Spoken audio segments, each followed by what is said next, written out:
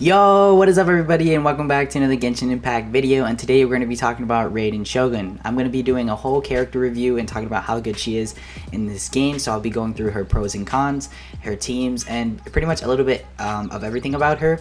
So with her coming out, I figured I should get this video out there and talk about her, you know, and let you guys know how good of a character she actually is. Anyways, let's just get straight into the video. Alright, so Raiden Shogun as a character is pretty much a sub DPS slash battery.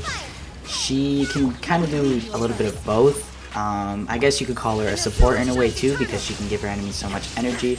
But her best thing that she does, you know, her best role is pretty much a sub DPS. As you can see here, she's doing a lot of damage, and she's also feeding energy for the national team.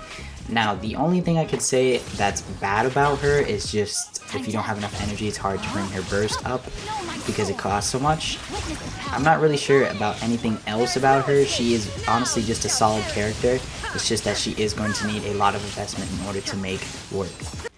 Another good thing about her is the fact that she's actually very free-to-play friendly, considering her best weapon is the catch. It does take an arm and a leg to catch all the fish that you need for it, but it is a perfect weapon for her, her best free-to-play weapon that you could possibly get for her.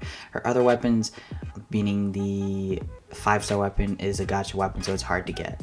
Her having a very good free-to-play weapon is awesome for you free-to-play players because it means you have, pretty much everyone has access to it. The only issue with her is the fact that most of her teams take a lot of investment to use them, as well as she also needs a lot of investment in order to be very, very strong. For example, this national team needs tons of investment. Even though it is free-to-play, it does take a lot of time to bring up because you're probably going to have to crown every single person on the team.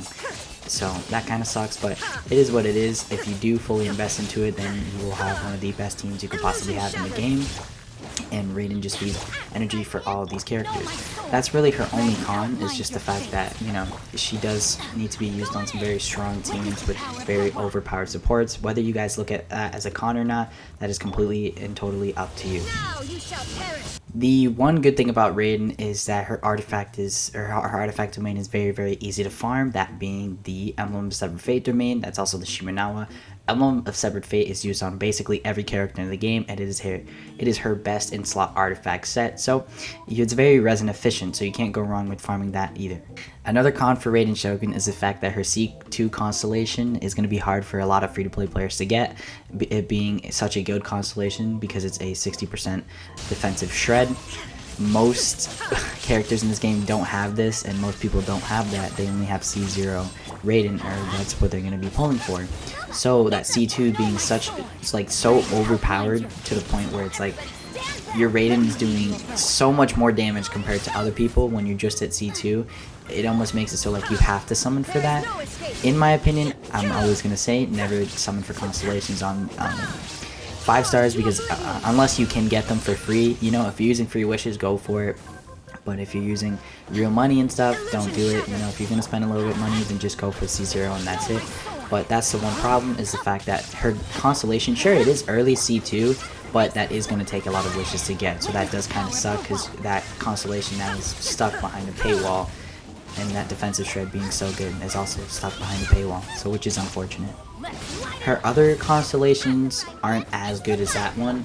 Her C6 just makes it so that, you know, your cooldowns and stuff get shorter for all the other characters, so that's not bad, but it's not anything related to that C2 constellation with that crazy defensive shred, because it really honestly changes her as being a sub DPS to where you can run her as a main DPS, because now her ult does so much more damage, and it's just ridiculous. I don't have access to it, but I've seen a lot of videos on it, and she looks very, very strong at C2.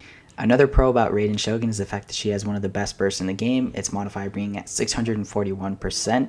Not only that, her elemental skill has a 100% uptime, so that's very, very cool. She is also very, very aesthetically pleasing and fun to play. I don't know if fun factor matters to you guys, but if you see here, I mean, that sword combat and everything, I have a lot of fun doing it, and I know a bunch of other Raiden mains have a lot of fun playing that way as well. Now, we're going to talk teams here, so this might take a little bit, but regardless of that, I think it's safely we can discuss that she has some of the best teams in this game, but the problem is that they're very limited and they take high investment to run. So you have access to that triple Geo team with Raiden. I found that team out as well. That's actually very solid. But you also have this national team, which is arguably one of the best teams in this game, destroying the Abyss. Then you have this child team with Fischl, well, not with Fischl, with Beto, Raiden, and Bennett, which is solid, which is also another version of the Fireworks team. And then you have that Kujo Sara team, which is just Raiden, you know, proccing electric reactions and stuff. So she does have access to solid teams out, but they just take a lot of investment to run, which kind of sucks. And I kind of wish that, you know, there's some way that it didn't, you know, cost as much resources as it does. But realistically in this game, it's really called support impact rather than Genshin impact, so you have to build supports as strong as possible. So the more you upgrade them, the better you will have and the easier this game will be. So regardless of that, even though those teams cost a lot of investment to run, it's okay because, you know, you're gonna work on them anyway. You can't just have one character to help you carry. I mean, it does help, but if you want to clear this for 12, then you're gonna need a bunch of solid supports. My final thoughts on Raiden is that she is a solid DPS character and you can't go wrong with pulling her. Her only like pros and cons being, her pros being the fact that she does a lot of damage. She has very free-to-play teams. She's very free-to-play friendly and fun to play as well, whether that matters to you guys or not. And then her only con is going to be is the fact that she does take a lot of investment to run when it comes to like focusing on her talents and things like that. And then her rest of her teams take a lot of investment to make viable as well. She does have kind of limited access to a few teams that work with her. She doesn't work with every team possible, but when her team works, it is very strong, and it is almost so much fun to use because you have your burst up almost 100% of the time. Regardless of that, I think that's going to make the whole video for today. I think I covered everything I could about Raiden Shogun. If I missed anything, maybe let me know in the comments. But I hope you guys enjoyed the video. Please be sure to like and subscribe because it does help me out a lot. And yeah, I thank everyone for whoever watches my videos. See you guys.